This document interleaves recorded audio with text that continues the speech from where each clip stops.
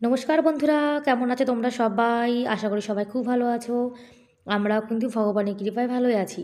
আমার নতুন আরও একটি ব্লগে তোমাদের সবাইকে জানাই অনেক ভালোবাসা, অনেক স্বাগত। প্লিজ বন্ধুরা, আজকের ভিডিওটি স্কিপ না করে পুরো ফুল দেখো। আশা করি আজকের ভিডিওটি ভালো লাগবে। আর আজকের ভিডিওটা কিন্তু একদমই ছোট্ট, বেশি বড় না। আর সকালে কিন্তু গরম জল বসিয়েছি। এখন তো অনেক শীত, একদম জল খাওয়া যায় না, জলটা একদম বরফের মতো ঠান্ডা হয়ে থাকে। আর শীতকালে সকালে কিন্তু একটু গরম জল খাওয়া ভীষণ ভালো। আর শীতকাল হোক কিংবা গরমকাল হোক, হালকা গরম জল সকালে খালি পেটে খাওয়াটা কিন্তু আমাদের শরীরের পক্ষে ভালো। আর রাত্রিরে যে এঁটো বাসনগুলো মেজে রেখেছিলাম সেগুলো কিন্তু এখন এই যে জিনিস জায়গাতে রেখে দিচ্ছি। আর আমি কিন্তু সবসময় এঁটো বাসন মেজে রাত্রে রেখে দিই। রাত্রে জানা তো এঁটো বাসন একদম আমার রান্নাঘরে রাখতে ইচ্ছা করে না। আর শীতকালে যদি আমরা শীতকাল হোক কিংবা গরমকাল হোক, আমরা যদি রাত্রে একটু কষ্ট করে রান্নাঘরের বাসনগুলো মেজে রান্নাঘরটা পরিষ্কার করে গুছিয়ে রাখি, তাহলে দেখবে সকালে কিন্তু রান্না করার একটা এনার্জি চলে আসে। মানে সকালে ঘুম থেকে উঠে যদি আমরা এঁটো বাসনগুলো মাজা দেখি, রান্নাঘরটা গোছানো দেখি, তখন কাজ করতেও দেখবে ইচ্ছা করে। আর নতুন আলু তো, এতে অনেক বালি থাকে, এতে জলটা দিয়ে জল দিয়ে ভালো করে ধুয়ে এনেছি। আর নতুন আলু কিন্তু খেতে জানো তো আমার তো ভীষণ ভালো লাগে। আর এখন তো শীতকাল চলে এসছে, বাজারে কিন্তু নতুন আলু আছে, যার জন্য প্রতিদিন কিন্তু এখন নতুন আলুই কিন্তু রান্না হবে। আর পুরনো আলুর থেকে কিন্তু নতুন আলুর দামটা একটু বেশি। আজকে বাঁধাকপি ভাজা করব, আমার বরের পছন্দের খাবার। আর আমার বর বাঁধাকপি ভাজা ভীষণ ভালো খায়। মটরটাও কিন্তু ছুলে রেখে দিয়েছি। আর আমি কিন্তু রান্না করার আগে কেটে বেছে, তারপরে মশলা বেটে গুছিয়ে গাছিয়ে তারপরে কিন্তু রান্না করতে আসি। মানে ওই রান্না করতে করতে আবার মশলা বাটা, তারপরে সবজি কাটিং করা, এগুলো যেন তো আমার একদম ভালো লাগে না। আমার মনে হয় যেন ওতে আরও আমি লেট হয়ে যাব। এই জন্য আমি সব কিছু গুছিয়ে গাছিয়ে তারপরে রান্না করে নিই। আর ছেলের স্কুল আছে, তারপরে গোপাল সোনাকে সেবা দিতে হবে। সেই জন্য কিন্তু আমি অনেক সকালে আজকে ঘুম থেকে উঠেছি। অনেক সকালে ঘুম থেকে উঠে কিন্তু কাজবাজ শুরু করে দিয়েছি। আর একটু সিম আলু ভাজা করব। আর বাঁধাকপি কিন্তু একদম নিরামিষ, সিম্পল, জিরে ফোড়ন দিয়ে। আর নামানোর আগে একটু ধনেপাতা আর একটু গরম মশলা দিয়ে কিন্তু বাঁধাকপিটা নামিয়ে নেব। আর এভাবে কোনো মশলা ছাড়া বাঁধাকপি ভেজে দেখবে, খেতে কিন্তু দারুণ লাগে। ভাত বলো, রুটি বলো, দুটো দিয়েই কিন্তু খেতে ভালো লাগে। আর একটা টমাটার দিয়েছি। আর শীতকালে কিন্তু খাওয়া দাওয়াটা ভালো হবে। মানে শীতকালে যে সবজিগুলো ওঠে সেগুলো খেতেও কিন্তু দেখবে দারুণ স্বাদ লাগে।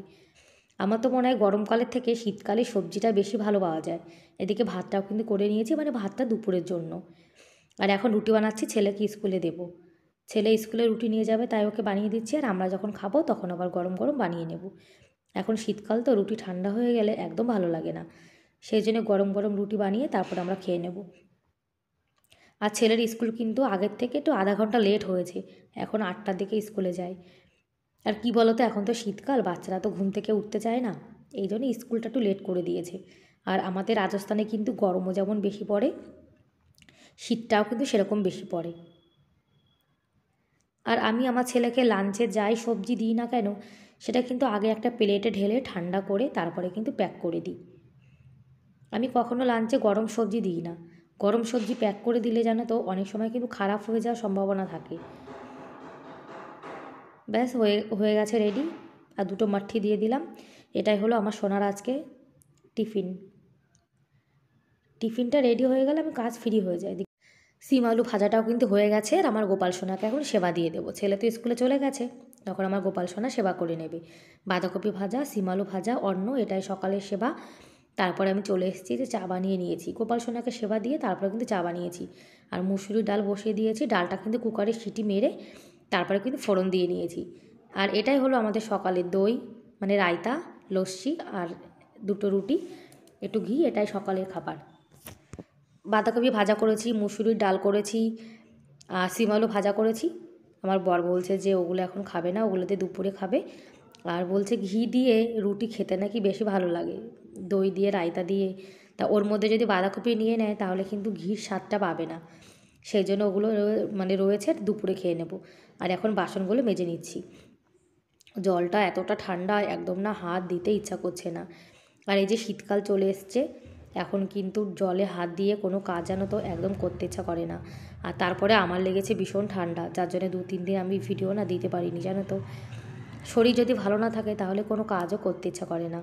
বাসনটা মাজা হয়ে গেছে, এখন গ্যাস ওভেনটা পরিষ্কার করে নিচ্ছি। আর এই যে এখন আমি ভয়েস দিচ্ছি আমার কিন্তু নাকটা একদম পুরো বন্ধ হয়ে রয়েছে, মানে আমার ভীষণ ভীষণ ঠান্ডা লেগেছে।